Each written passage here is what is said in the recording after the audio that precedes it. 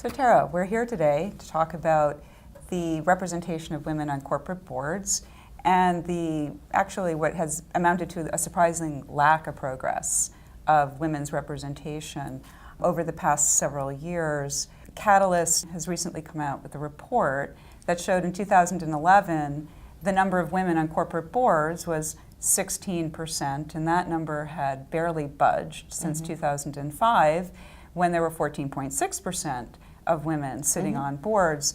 Now you at your firm, Paul Hastings, has also been working on your own research on this issue, of course, and have basically verified the findings. Why are we seeing such a lack of progress? Well, I think there are several reasons. Highlighting an issue is when people really start to focus on it. If you look at what has happened in the U.S., really, as you note, since 2005, 2006, we have not seen a dramatic increase in the representation of women on boards. A couple of years ago, the SEC issued its disclosure rule requiring companies to disclose what their diversity policy is. How do they address diversity on their boards? That has added limelight to the issue in the U.S., not sufficient in my view, but certainly has added to focusing on this issue. What we were hoping to do is to say, as an international law firm, where can we contribute to the discussion?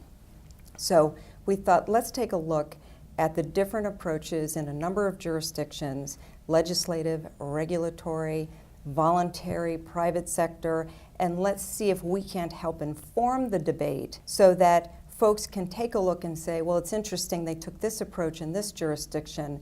What elements could we use here that might be successful? And in the U.S., you're starting to see now with the SEC disclosure rule, with more focus at the corporate level on the issue of diversity and risk management, you're starting to see gender parity as an issue as well. Catalyst, for instance, has looked at performance metrics, as we've discussed.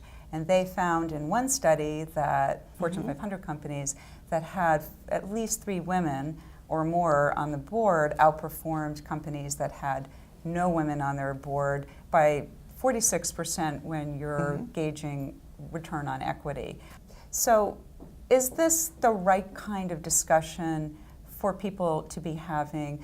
How do we talk about the appropriateness of more women on the board and get this before the CEOs who are making these kinds of decisions? Or should we be having other types of discussions about the qualifications and what women bring to the table? My concern about the metrics discussion is then we get caught up in a statistical discussion and not what the end objective is, which should be for any CEO or board. What is the right compilation of board directors that I need in order to best govern the company? How do I look at my board composition from a risk management standpoint, and what skill sets do I need? I think the critical point is, how do women contribute to board service and to the dynamic of a board, right? And I think it is the leadership style, the collaborative style of women, the fact that they tend to be the new persons at the table. They're not part of the existing group of directors of that company. They bring something new to the table. They're not afraid to ask the tough questions and to challenge assumptions that maybe have kind of dictated the board discussion to date. Great. Well, this is clearly an evolving subject, and I look forward to speaking with you some more on this subject. Thank you. Thank you, Tara. It'd be a pleasure.